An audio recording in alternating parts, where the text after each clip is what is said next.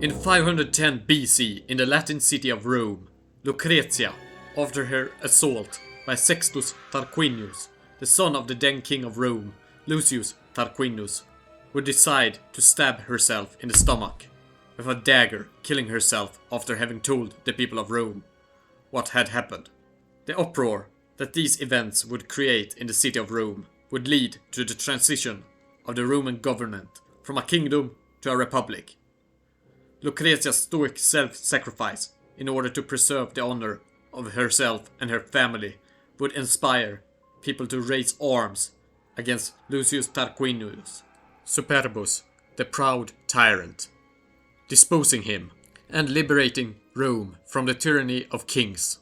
Several hundreds of years later in the Republic, after losing a battle against the Cimbri Germanic tribe, Gnaeus Papirius Carbo decides in the year 113 to commit suicide by stabbing himself and taking a solution of vitriol, rather than facing the humiliation of prosecution and military defeat. Why do I mention these cases of suicide? It is because I wanted to demonstrate a point, and that is that suicide in the world of ancient Rome was extremely common. And these two mentioned cases of suicide were far from the only famous ones. As you have the suicides of, for example, Scipio Metellus, Cato the Younger of Uticena, Dolabella, Marcus Anthony with his slave Eros, Seneca the Younger, and Emperor Nero and Emperor Marcus Otto, and a lot more of important people in Roman history that committed suicide due to one reason or the other. As a cultural practice, the Romans were not alone in practicing suicide. For example, the Greeks also practiced it, with the most famous example probably being the suicide of Socrates, but it was much more pronounced as a cultural practice among the Romans than among the Greeks and other peoples in antiquity. And this was a reflection of an extreme honor culture that valued Stoicism, and a part of this was facing death, facing the fear of death, where suicide in the face of a shame was an expression of willpower and virtue, rather than a surrendering to one's own fears about death. And in Roman society there was almost a cult of suicide, or a cult of taking one's own life, rather than having to live life, but with shame, as that was worse than death. And several Roman writers praised suicide, such as Suetonius praising Emperor Otto's suicide, where he stabbed himself with a single stroke under the left breast, after he had heard the news of the defeat of his forces against his enemy, Vitellius. Though I have mentioned cases of suicides being done in order to avoid shame, but suicides could be done for a number of reasons in Roman society, for everything from avoiding shame to out of pure spite and due to old age, as suicide meant an affirmation of one's own choice of destiny through one's own will. One could decide one's own death, and there was an enormous power in the Roman imagination about this act as a way to take control over your own destiny by committing suicide, as for example demonstrated in the writings of the Roman writer and politician Seneca when he discusses the matter of suicide. Scribonia, a woman of the stern old time, was an aunt of Drusus Libo. This young man was as stupid as he was well born, with higher ambitions than anyone could have been expected to entertain in that epoch, or a man like himself in any epoch at all. When Libo had been carried away ill from the Senate house in his litter, though certainly with a very scanty train of followers, for all his kinfolk undutifully deserted him. When he was no longer a criminal but a corpse, he began to consider whether he should commit suicide or await death. Scribonia said to him, "What pleasure do you find in doing another man's work? But he did not follow her advice. He laid violent hands upon himself. And he was right, after all, for when a man is doomed to die in 2 or 3 days at his enemy's pleasure, he is really doing another man's work if he continues to live. Moreover, just as a long drawn out life does not necessarily mean a better one, so a long drawn out death necessarily means a worse one. There is no occasion when the soul should be humoured more than at the moment of death. Let the soul depart as it feels itself impelled to go, whether it seeks the sword or the halter or some draught that attacks the veins. Let it proceed and burst the bounds of its slavery. Every man ought to make his life acceptable to others besides himself, but his death to himself alone. The best form of death is the one we like. Now, it should be considered that Seneca and other Roman writers that wrote about suicide were mostly aristocrats, and consequently they followed noble ideals that existed in antiquity about how aristocrats should prefer death over indignity, and thus prefer suicide over suffering unworthiness. During antiquity, it is the case that aristocrats, in particular, are viewed as possessing so powerful a revulsion to any loss of dignity that their self-imposed death amounts almost to a reflex. So the idea of suicide among the noble classes and the aristocracy generally in antiquity was that suicide is preferable to suffering indignity, which is why you, for example, see Cleopatra, the Queen of Egypt, taking her own life after Mark Antony fails in the civil war against Octavian. So this ideal is bigger than just the Roman world. But it is particularly pronounced in the Roman world, as I said before. Because suicide wasn't just a matter about honor and avoiding indignity. It was also a matter about castus, or purity in a way, religious purity. Because the Romans believed that through ritual suicide you could also cleanse your own impurities and thus ensure that your spirit would live on as a genius inside your family line.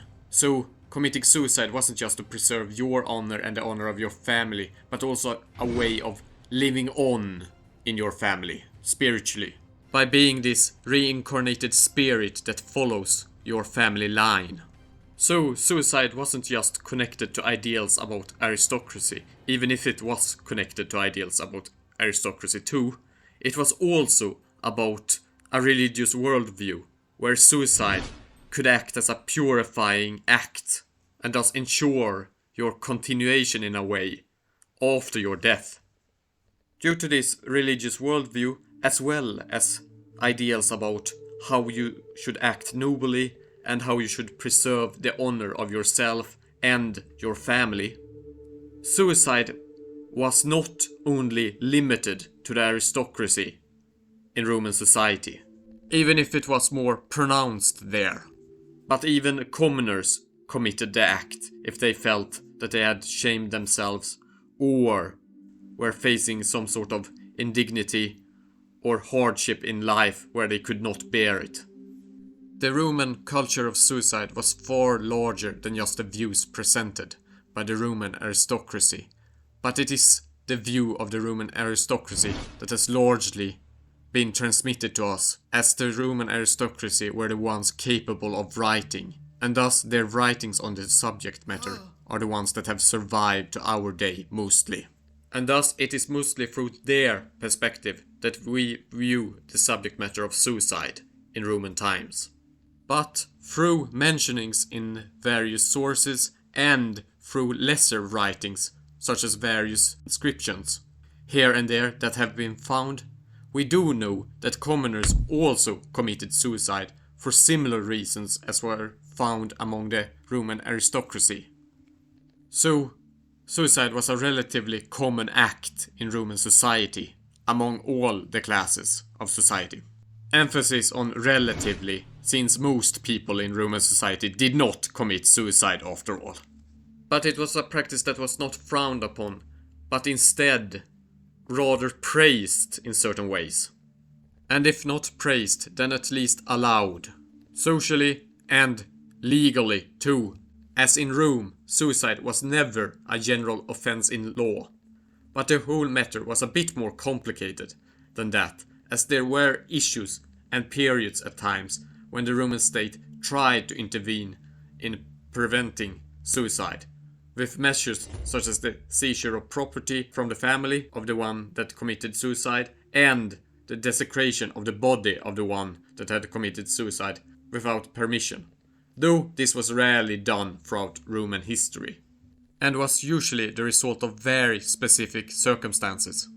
There were also standards at times that you had to submit a request to the Senate or a local magistrate with a justification and a request for positive consideration of suicide. If the request was granted, then a public space would be chosen, like a town square or a large public building. It was important, after all, that many people saw the suicide that would clear the potential dishonor after all, as suicide was used to clear shame and dishonor a lot of the time.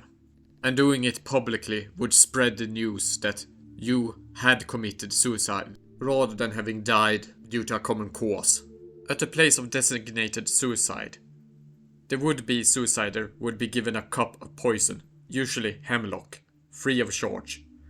Then the suicider would drink it, or put it on the dagger pugio or sword gladius, with which he then would pierce himself by stabbing into his heart. The stabbing was the act that ought to kill you, but the poison was given in order to ensure that you would eventually die if you did not manage to stab through your ribcage into your heart correctly to kill yourself.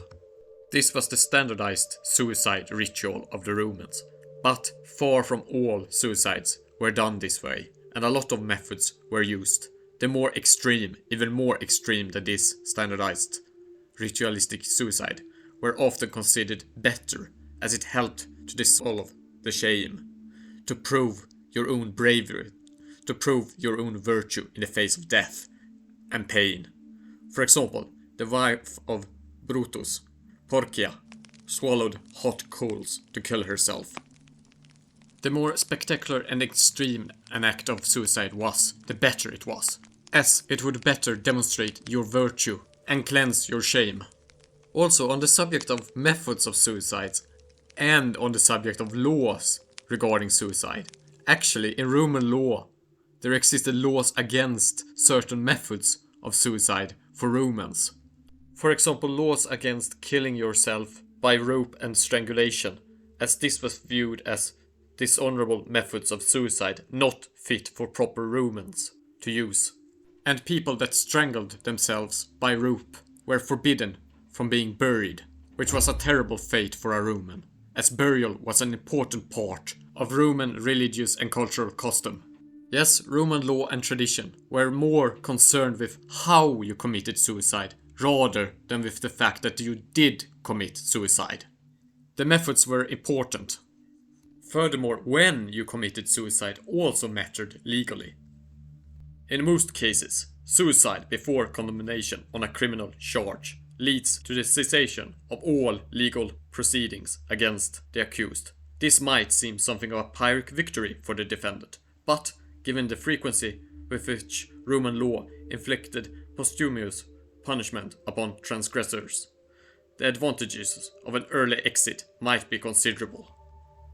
Romans that were subject to execution and having a death sentence issued by the state, which was associated with the possible confiscation of property, were sometimes given the option of taking their own lives before trial and execution. This was considered for the good of the family's honor and also sometimes to preserve the family's property, as executed people's property was seized by the Roman state, and if you committed suicide before that, this was not always the case.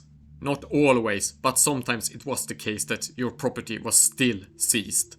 For example, in the case of Appius Claudius and Spurius Oppius, 2 people who were charged with an act punishable by the death penalty before the popular assembly had put an end to their lives before the sentence was passed, but still got their property seized due to the severity of their crimes. Likewise, for certain crimes like fraud, where suicide was involved in order to avoid the payments involved in the fraud schemes, were still punished by the seizure of property. But generally, suicide did prevent the seizure of property that would normally happen after a judicial process. It was not until Emperor Domitian where this loophole, or rather possibility of committing suicide in order to prevent loss of property for the family, was removed from the law. Now, I've been talking about suicide in connection to punishments for crimes against society. But suicide could also be used as a service to society. As a service to greater society, as part of a greater concept of self-sacrifice for society, where it was not just suicide, but suffering generally for the greater Roman collective that was glorified in Roman traditions as something great to strive towards. This Roman ideal of virtuous self-sacrifice is very much demonstrated in Gaius Mucius Scaevola, who, after getting captured by the Etruscan enemies of Rome, thrusted his left hand into a fire to demonstrate the Roman willingness to die and face suffering and adversity, in order to ultimately bring glory to Rome. Now, Gaius Mucius Scaevola did not commit suicide, but he did sacrifice his own hand to demonstrate a point about self-sacrifice and the willingness of Romans to stoically endure pain and to sacrifice themselves for the greater glory of Rome. And part of these ideals of stoic self-sacrifice in order to bring glory to Rome and to avoid shaming Rome and its traditions was that you were supposed to kill yourself to avoid capture as a soldier, as capture was the ultimate shame within the Roman army. Being taken as a prisoner would aid the enemy, either as an individual that could be ransomed, or as a slave to be sold or put to work for the enemy. And by killing yourself rather than facing defeat through capture, you deny the enemy yourself as a resource, and you abolish your own shame by taking your own life. And this is why both Dio and Florus report the suicide of Varus as a good virtuous act, after the disaster of the Teutoburg forest battle, where the Romans were utterly slaughtered by the Germanic tribesmen, and suicide was the appropriate response to having failed in such a manner as a commander as Varus did, and as a way to avoid capture too. Because as a Roman soldier, as a man of the Roman army, you were never supposed to surrender and give yourself up into servitude. And on this matter, Cicero tells us that captured Roman soldiers would not be ransomed from enemy captivity, even when the sum demanded was relatively small, in order that our soldiers might have the lesson planted in their hearts that they must either conquer or die. Though it is important that you only killed yourself when capture was imminent, as killing yourself before that point, when in the army, was desertion, which brought great shame upon you and your family, and was punished by confiscation of any property that was owned by you. This attitude of detesting surrender and being taken as a prisoner alive meant that the Romans also developed a merciless attitude towards enemy soldiers that had surrendered without killing themselves, giving no mercy to enemies at many occasions, often killing them outright rather than enslaving them, as often happened with the civilian populations. Though enslavement instead of outright killing did happen occasionally as well, but generally the Romans were a lot more brutal towards enemy soldiers that had surrendered than a lot of other armies during their time, due to the fact that they saw enemy soldiers surrendering as a detestable act in certain ways, similar to how the Imperial Japanese during World War II treated prisoners that had surrendered, rather than committing suicide as would have been honorable to do. Of course, there are also other reasons for Roman brutality against other soldiers, as you did have institutionalized extreme in and out group dynamics within the Roman legions. And the Roman armies did have what could best be described as either genocidal warfare traditions or doctrines, which were extremely brutal, even for their time, when it came to treating enemies generally, with mass executions and extermination campaigns being committed as a general way of warfare. And it should also be said though, that sometimes prisoners were not killed. In certain occasions they were taken prisoners and sold as slaves. Or, and this was also rather common, taken to be displayed in parades to demonstrate Roman might against foreign enemies. For example, Josephus notes that the best looking, most fearsome enemy soldiers were prioritized for display, and these would be displayed during Roman triumph parades through the cities of Rome, demonstrating how strong the Roman army is, being able to defeat soldiers like these, warriors like these, that were paraded. Now I've diverged a bit from the topic, which was the Roman suicide culture, but it was important to note that there were several other reasons for the brutality of killing enemy soldiers or for sparing enemy soldiers. But the culture of death and facing death with dignity and suicidal self-sacrifice made the Romans very contemptuous of others that surrendered themselves alive.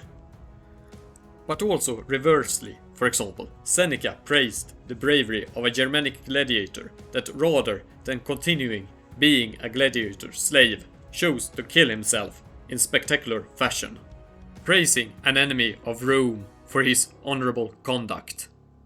For example, there was lately in a training school for wild beast gladiators a German who was making ready for the morning exhibition. He withdrew in order to relieve himself, the only thing which he was allowed to do in secret and without the presence of a guard. When so engaged, he seized the stick of wood, tipped with a sponge, which was devoted to the vilest uses, and stuffed it, just as it was, down his throat. Thus he blocked up his windpipe and choked the breath from his body. That was truly to insult death. Yes, indeed, it was not a very elegant or becoming way to die. But what is more foolish than to be over nice about dying? What a brave fellow! He surely deserved to be allowed to choose his fate. How bravely he would have wielded a sword. With what courage he would have hurled himself into the depths of the sea, or down a precipice. Cut off from resources on every hand, he yet found a way to furnish himself with death, and with a weapon for death. Hence you can understand that nothing but will need postpone death.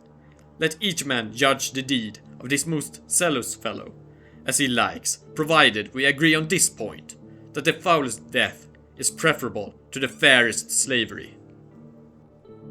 In this section, Seneca is praising this German gladiator for avoiding shame and conquering death.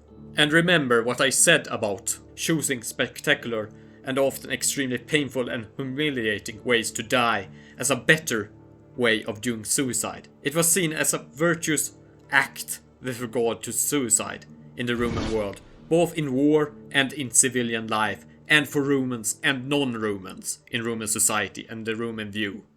The way the German gladiator did his suicide impressed Seneca as a Roman, as this German gladiator's suicide was seen as a virtuous act, due to the extreme means by which it was committed, which suited the Roman cultural norms regarding suicide. Norms which Seneca evidently followed himself, as he committed suicide in 65 AD.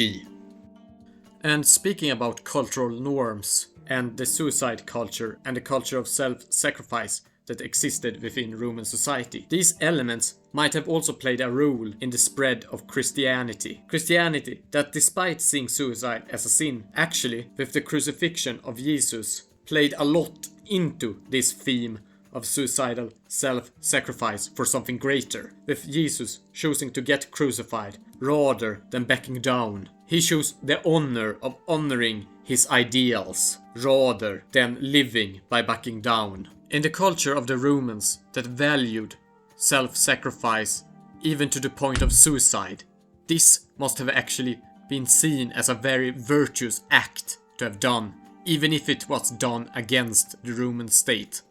And also the fact that he chose to be crucified, one of the most torturous methods of execution there is, also must have in certain Roman eyes been seen as a very virtuous act, which might have convinced certain Romans to convert to Christianity by following this new religion that seemed to emphasize these values of self-sacrifice, which were similar to the Roman ideals of self-sacrifice, even if slightly different in their rejection of outright direct suicide. And speaking about the spread of Christianity among the Romans, the spread of Christianity within the Roman Empire would eventually lead to the gradual abandonment of the Roman ideals of suicide, as Christian ideals of refraining from suicide got more and more prominent until eventually suicide was seen as a sin within the Roman Empire. And thus ended this Roman culture of suicide, which I hope you have found interesting. If you have any questions or comments, please post them, as I love interacting with you. And also, please give a like to the video, not to the practice of suicide. Please do subscribe, as it would help the channel spread awareness about the humanities. اشتركوا بالقناة في فضلكم.